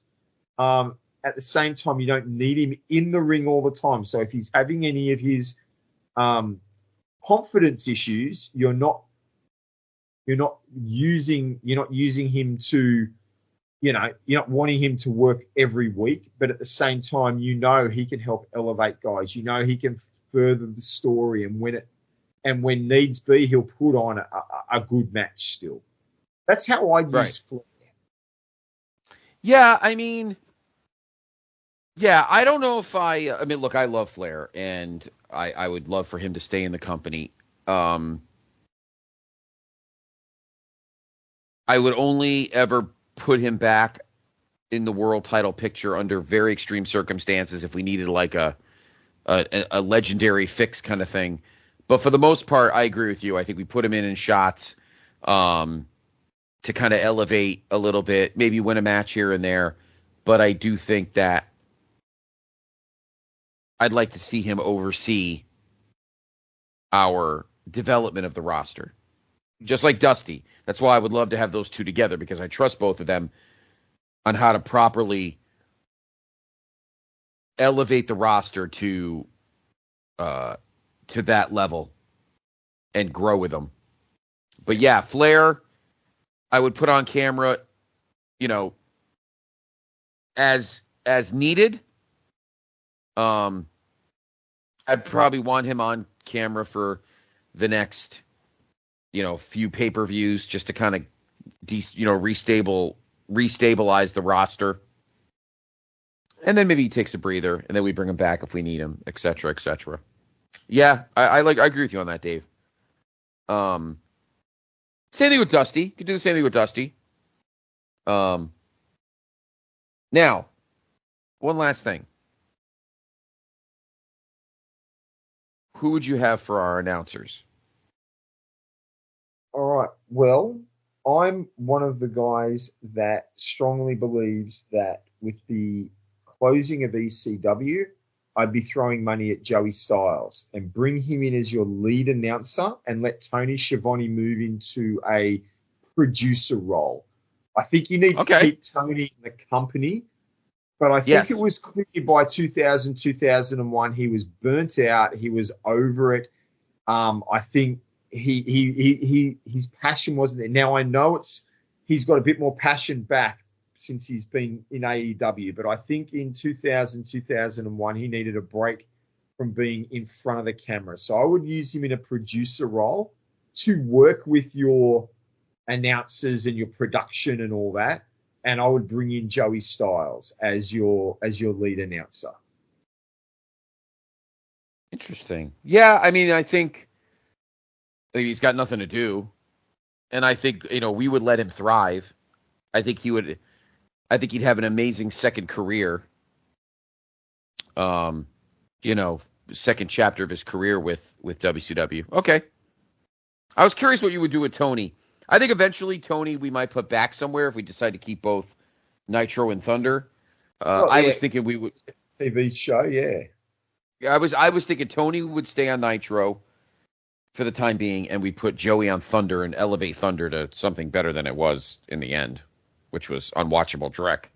So, but that would be us. We would make that better. Totally. Now, when we do the 25th anniversary of Starrcade, do we do 2 nights? No, we're not going to ask that question.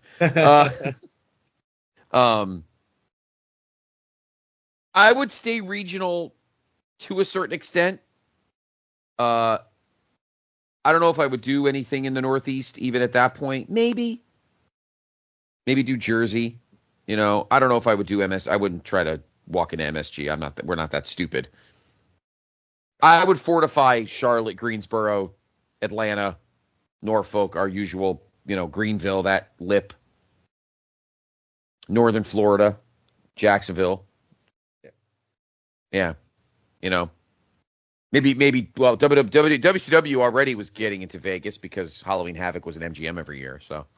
You wouldn't promote it as a regional company, but you would make sure that your TV shows and your pay-per-views are in certain markets that you can guarantee you're going to get your crowds in.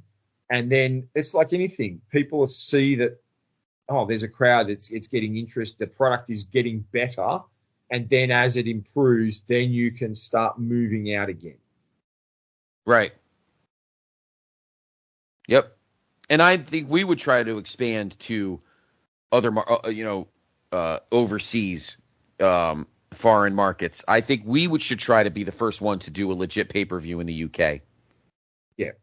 I wouldn't mind us doing it at 1:00 in the afternoon if need be. Why not? Think outside the box, Do a special price that month, a matinee. Maybe do $24.95 instead of $30, or $40. We do I don't know, a Super Brawl or something in the UK in February, something like that. Yeah, and then see if we could build. Absolutely. Well, we do know that even in 2000, WCW was still drawing very strong in international markets, and maybe they WCW were also put on the first pay-per-view down in Australia. It might be something that we could work towards. Yes, we would, Dave. For you, we'd do that. That would be funny. All right. Well, I think we did a pretty good job here of establishing what could be. And then as time progresses, we could entertain, obviously if WCW was still kicking, we wouldn't have a TNA because there'd be no need for it. And I think I've said this to you in the past. I think this was asked on a mailbag. If WCW was still going, I don't think we would have a TNA, but I do think we'd still have a Ring of Honor, though. I agree, because Ring of Honor came out of the ashes more of ECW in Philadelphia. Correct. So I think ROH would start, but I don't think, obviously, with Jarrett still with the company, we wouldn't need, or there would be no need for a TNA. There'd be no need for it. So, and no, we would never do a 6-sided ring because we're not stupid. So, well, I hope you enjoyed this, folks. I hope you enjoyed our kind of delving into what could happen if WWF had competition to this day and see if it would enhance them or rosters would flip. Maybe a guy like a CM Punk would go to WCW instead of ECW in a few years, you know? Or WCW instead of WWE and, you know, after his Ring of Honor time. I don't know. Daniel Bryan or Bryan Danielson, you know? Was finishing his story in WCW rather than in WWE. Yeah. A guy like Bryan Danielson. Maybe our WCW would look like current AEW, except with a better, you know, better administrative personalities. I think I trust us more than anybody else. But who knows? Anyway, I hope you enjoyed our delving through the looking glass this month. That was a fun little topic for Dave and I. And Dave, great job as always doing your part and coming up with an amazing topic for us tonight, because I thought that was a lot of fun. Because sometimes you wonder, you know, you may think you don't wonder, but sometimes you wonder. So, Dave, I know you say it every month, but in case this is someone's first episode, where can everyone find you to chat? If you want to reach out and connect with me, send me messages. You can reach me through Facebook. You'll often find me lurking around the place to be pages. So yeah, feel free to drop me a line.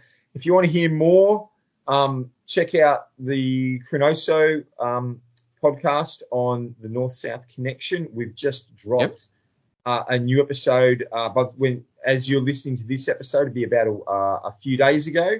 The latest episode dropped, and we're on the journey between WrestleMania 5 and SummerSlam 89. We're picking up a few key TV matches and stuff around there. I got to review a match that I was actually a little disappointed in it. I thought it had the series had a great reputation. Unfortunately, I must have got the one that wasn't quite as good, but it was the Rockers and the Rougeaus. It wasn't bad, but I'd read a lot of stuff that their series in '89, they had some near like 4 to 5 star classics. Unfortunately, the one I saw didn't live up to that high a reputation. Right. Yes, please. You can find Dave and all of us on the Place to Be group page. On that page, by the way, now, unfortunately, as you're listening to this, the poll's already closed. But as we're recording, it's still open. But obviously, every month I put a poll up for what show you would like, you listeners would like Greg Diener and I to do on this month's episode of Wrestle Tracks. We had a great time last month doing WrestleMania 6. Dave, I'm telling you now, since in our world at the moment as I'm talking to you, the poll's still open, and I don't know if you voted yet. The choices were, at this point you may know what it is, but the choices were Spring Stampede 94, In Your House, Good Friends, Better Enemies 1996, and TNA Lockdown 2008. So I'm actually saying this to Dave because as we're in this realm of the show, the polls are still open. So if he hasn't voted, please do. By the time you listen to this, the poll would have closed, and you'll probably know what show we're doing. But I want to let everyone know, and I've said it already. I'm going to mention on most of our platforms. In May, besides the May ballot, we're going to open up a thread where I want all of you listeners to give us your ideas on what shows you'd like us to put on June's ballot. Not pick what show you want us to do, but what shows you'd like to see on the ballot to be voted on for the month of June. We're going to try and do this twice this year. We're going to try and do it in June, and maybe we'll do it again in December. The only prerequisites are it's got to be something that can be easily accessible. And it obviously has to have taken place in the month of June. Duh. So think about that. You too, Dave. Think about it. And when I open up that thread next month in May, let us know. Let us know what shows you would like. What cool shows happened in the month of June throughout wrestling history. Could be a house show, could be a TV episode, could be a pay-per-view. If it's something that's easily accessible for Greg and I to get, we'll do it. So there you go. And you can find me on Twitter at Scott C. Podfather, and also at PTB and Wrestling. Have a great rest of your April. And Dave and I will be back, of course, in May. We'll come up with another awesome topic. Until then, wear your Starrcade 2007 t-shirt proudly through the looking glass.